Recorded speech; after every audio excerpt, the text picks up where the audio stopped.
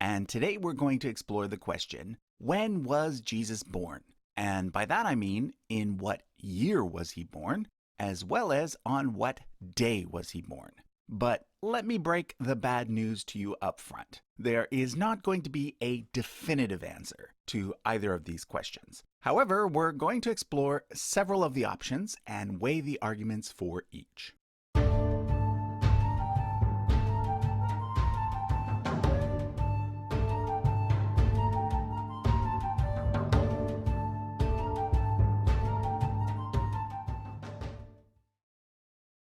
So we're going to first of all look at the year of Jesus' birth. And the first thing you need to know is that the answer is not year zero. For one thing, there is no year zero. In our current dating system, 1 BC is followed immediately by 1 AD. In addition to this, although the entire system was initially designed around the birth year of Jesus, historians have long recognized that those who did the initial calculations were likely off by at least a few years. So even though BC stands for before Christ, and AD stands for Anno Domini, which is Latin for in the year of our Lord, it doesn't mean that the current year, 2021, is actually exactly 2021 years since Jesus' birth. This is one of the reasons why most historians now use the more neutral terms, BCE, before the Common Era, and CE, Common Era. Otherwise, it gets kind of confusing because if we end up concluding that Jesus was born in a BC year, that would indicate that he was born before he was born. Okay, let me set the stage by telling you what was going on in the Mediterranean world around the time that Jesus was born. Note that on this chart, each black tick mark represents 1 year. I'm going to start with the year 63 BCE. This was the year that the Roman general Pompey laid siege to Jerusalem and thus ended up making Judea a client state of Rome. But at this point, Rome was not yet an empire. Instead, it was a republic dominated by 3 very powerful men, Crassus, Pompey, and Julius Caesar. Crassus died in 56 BCE, leaving Pompey and Caesar to battle it out. Civil war ensued and Caesar emerged as victor, becoming dictator of Rome. But as you probably know, Caesar was eventually assassinated. This key event happened in 44 BCE. Following Caesar's death, power was once again shared by 3 men. This time it was Lepidus, Mark Antony, and Caesar's adopted son, Octavian. Lepidus fell from power in 36 BCE, this time leaving Mark Antony and Octavian to battle it out. Octavian defeated Mark Antony, and in 27 BCE, he became the first emperor of Rome, taking on the name Augustus. Augustus ruled as emperor for 40 years, dying in the year 14 CE. He was then succeeded by his adopted son Tiberius, who reigned for 22 years, dying in the year 37 CE. So we now have 5 dates on the chart. These dates are all rock solid and undisputed by historians. We can thus use them as reference points as we go forward. Let's now talk specifically about Judea, which was the place where Jesus was born. Just prior to Pompey's conquest of Judea, there had been a civil war there, fought between 2 brothers, Hyrcanus and Aristobulus, both from the Hasmonean dynasty. That was the dynasty that descended from the Maccabees. Pompey ended up supporting Hyrcanus, and therefore after Pompey captured Jerusalem, he put Hyrcanus back in charge, but this time as a servant of Rome. But remember, Pompey was eventually defeated by Julius Caesar, and shortly after Pompey's defeat, Caesar found himself besieged in the city of Alexandria. At that moment, a Jewish convert named Antipater helped rescue him. As a reward, Caesar appointed Antipater as procurator of Judea, which meant that he was in charge of the treasury. So, although Hyrcanus was the official leader, it was actually Antipater, and his two sons, who ended up wielding most of the power. One of those sons was named Herod. After Caesar died, Mark Antony was put in charge of the Roman territories in the east. And in the east, Rome's primary enemy was Parthia. In 40 BCE, Parthia conquered Judea and placed Hyrcanus' nephew on the throne instead. At this point, Herod, who was a good friend of Mark Antony's, fled to Rome for help, and to his surprise was appointed king of the Jews. It took Herod several years to win back Judea, but by 37 BCE, he had captured Jerusalem and thus accomplished the task. It is therefore 37 BCE that is usually given as the year in which Herod started his reign. Now, the dates for Herod's reign are super important when it comes to calculating the birth year of Jesus, so it's worth spending a little extra time on them. According to Josephus, Herod captured Jerusalem in the same year that Marcus Agrippa and Canaanius Gallus were consuls of Rome. According to Roman records, this was indeed 37 BCE. However, Josephus also mentions that Herod's conquest of Jerusalem was 27 years after Pompey's conquest of Jerusalem. That would make it 36 BCE. But it was common for ancient writers to use inclusive dates, meaning that both the start year and the end year are counted, which would bring us back to 37 BCE. Now, a couple of chapters later, Josephus gives us the end date for Herod's reign. He says that Herod died 34 years after capturing Jerusalem, but he also states that he died during the Passover season, shortly after a lunar eclipse. So 34 years after 37 BCE would be either 3 BCE, if we're using normal counting, or 4 BCE, if we're using inclusive counting. Luckily, the lunar eclipse reference helps us decide. The only lunar eclipse in that decade to occur around Passover time was in 4 BCE. So we now have fairly firm dates for the reign of Herod. I say fairly firm because there is some room for debate, but for the most part, 37 to 4 BC is the consensus. After the death of Herod, his kingdom was divided into 4 parts, and hence the ruler of each part was called a tetrarch. Herod's son Archelaus received the main part, Judea, but Archelaus was unpopular, and eventually in 6 CE, Augustus had him deposed. At this point, Judea became an official province of the Roman Empire and was given a governor instead of a king. The names of the first 4 governors are not ones that you are likely to recognize. However, you will probably recognize the name of the 5th governor, Pontius Pilate, for it was Pontius Pilate who was the governor of Judea when Jesus died. He governed from 26 CE to 36 CE, which was the year before Emperor Tiberius died. Okay, so we now have 9 dates to work with. Let's now turn to the New Testament. Although there are 4 Gospels, only 2 of them include stories about Jesus' birth.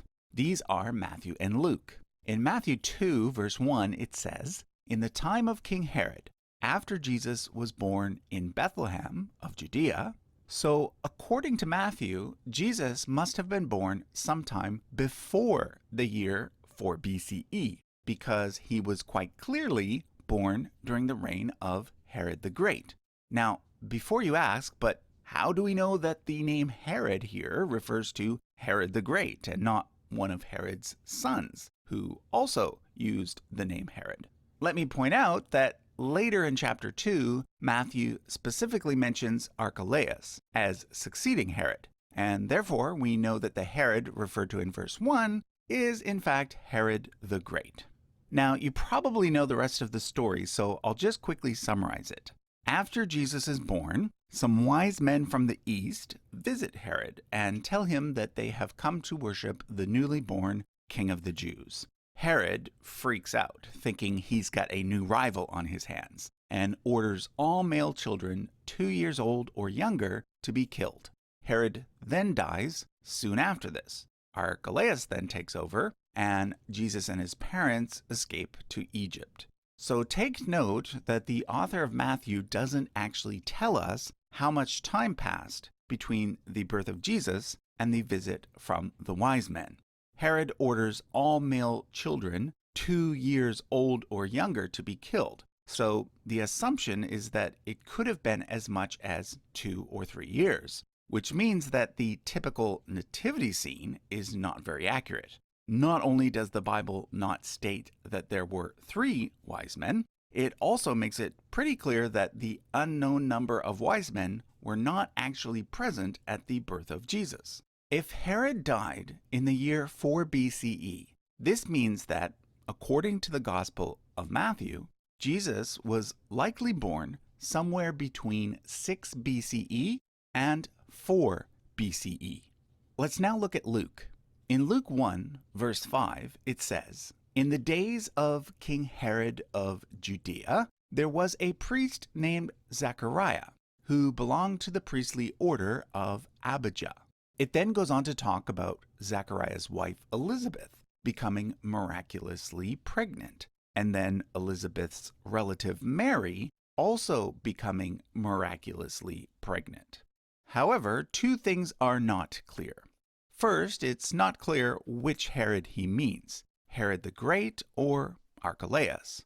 Second, it's not clear how much time has passed between the statement, "In the days of Herod there was a priest named Zechariah," and the story about Elizabeth and Mary becoming pregnant, which makes Luke chapter 2 all the more important. And Luke chapter 2 starts with some very clear chronological information. In verse 1, it says, "In those days a decree went out from Emperor Augustus that all the world should be registered. This was the first registration and was taken while Quirinius was governor of Syria." It then talks about Joseph and Mary traveling to Bethlehem for the census and Jesus being born there, which means that, according to the author of Luke, Jesus was born A, sometime when a man named Quirinius was governor of Syria, and B, sometime when a major census took place. Fortunately, both of these facts lead us to a very specific date. Remember what I said earlier about Archelaus being deposed and Judea becoming a Roman province? Well, at that point, Syria was already a Roman province. It thus already had a governor. And according to Roman records, that governor was a man named Quirinius. You see, when Rome took over Judea, the first thing Emperor Augustus did was send Governor Quirinius over from the nearby province of Syria to take a census, so that they would know how much tax revenue they could get. It wasn't a census of the entire empire, and it wasn't a census that required people to return to their hometowns. That was simply never done. But it was a census that became deeply ingrained in the memories of first century Jews. This is because it led to a major revolt under a man named Judas of Gamala, the founder of the Zealots. That revolt failed, but it set the stage for the Jewish-Roman tensions that eventually culminated in the destruction of the temple in 70 CE. So, yeah, the census of Quirinius was a pretty important event in Jewish history, and we know exactly when it occurred. It occurred in 6 CE, which was when Archelaus was deposed. So I think you see the problem. According to Matthew, Jesus was definitely born before the year 4 BCE. But according to Luke, Jesus was definitely born after the year 6 CE. So how do we reconcile these 2 dates? Well, in my view, we don't have to. Like most secular historians, I do believe that Jesus was a real historical person. However, I also believe that the gospel accounts are highly literary in nature and are more concerned with making theological points than with getting all the little details correct. Okay, so what about the day of Jesus' birth? Was it actually December 25th? Well, I'd say the chances of Jesus having been born on that exact date are approximately 1 in 365. The fact is, we really have no clue as to what day he was born on. But again, I don't think it really matters. What matters is that most Christians have chosen December 25th to remember and celebrate his birth. But just for fun, let's quickly look at the arguments for and against December 25th, and at the possible reasons why this date was selected. Most of the arguments center around sheep. This is because in Luke 2 verse 8 it says that when Jesus was born, there were shepherds living in the fields, keeping watch over their flock by night. Some argue that it was too cold near Bethlehem in December for shepherds to be out with their sheep at night. Others argue that it wasn't too cold because Bethlehem winters are actually quite mild. Then again, some argue that Jesus was born during lamb birthing season, and that lamb birthing season was in the spring. But others argue that in Bethlehem, they shepherded a special kind of sheep, and that those sheep gave birth in the winter. All of this talk about sheep, I believe, is quite silly. If the time of year was so important, surely the gospel writers would have given us a better reference point. But why December 25th then? Well, what I was told as a kid by the very anti-Christmas church that I grew up in was that it was based on the pagan festival of Saturnalia. But that is actually quite unlikely because Saturnalia always fell between December 17th and the 23rd. It's more likely that the date was chosen simply because on the Julian calendar, the winter solstice usually lined up with December 25th. Nowadays, on our modern calendar, the winter solstice usually lines up with December 21st. So there, kids, is a great argument for trying to convince your parents to let you open up your presents 4 days early. But why did the early Christians choose the winter solstice? Well, there's an interesting explanation for that. Although we don't know what time of year Jesus was born, we do know what time of year he died. He quite clearly died in the spring because all of the stories about his death have it happening around the time of the Jewish Passover. Passover occurs approximately around the same time as the spring equinox, which occurs exactly 9 months before the winter solstice. Some ancient people believed that great individuals always died on the same day that they were conceived. Therefore, if Jesus was conceived near the spring equinox, he would have been born near the winter solstice. So there you have it. Jesus was maybe born on the winter solstice, but then again, maybe not. Maybe he was born around 4 BCE, but then again, maybe it was closer to 6 CE. The fact of the matter is, no one really knows. But what we do know for sure is that tomorrow is Christmas, and that a few weeks ago, it was Hanukkah. So whatever you celebrate or don't celebrate, I wish you all the best. Thanks for watching.